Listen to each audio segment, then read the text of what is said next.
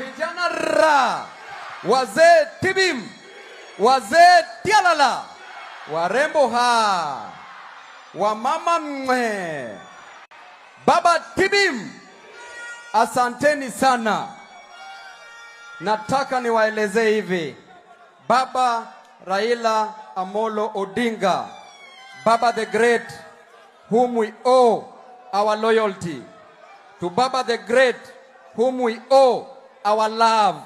To Baba the Great, that we owe everything that we have. May you rest in everlasting peace. Baba Raila Amolo Odinga was a bridge. He was a bridge that everybody, every leader who is seated here, Baba was a bridge that they used to cross over the turbulent waters. They used the bridge to cross over the sharks and the crocodiles. Baba was a ladder that we used to climb to higher levels. That ladder is no more. Baba was a shield that protected us from our oppressors, and that shield is no more.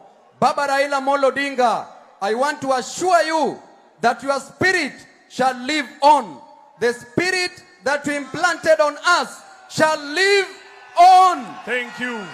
Kidogo tu Sifuna, hii ndio siku ya mwisho SG wangu. Nimejua hawa wadozi wetu hawatanikaribisha hapa tena. Wacha niongee kwa sababu Raila alipokuwa mzima nilikuwa nachukua hata 1 hour ya kuongea. Saa hizo wadozi wetu wengine hapa hawakuwa hata kushikwa na mtu wa Kanjo. To Baba the Great, we want to tell our people to rise up. Rise with courage. Rise with conviction. Rise with strength to fight, because we know that we are stronger than our oppressors. Na nataka kuhakikishia Raila Amolo Odinga mahali popote yupo sahihi. Baba, siku ya leo gharama ya maisha ikienda juu, tutaenda maandamano. Wapende wasipende. Asante. Baba, siku ya leo karo ya shule ikipelekwa juu, tutaenda maandamano. Wapende wasipende.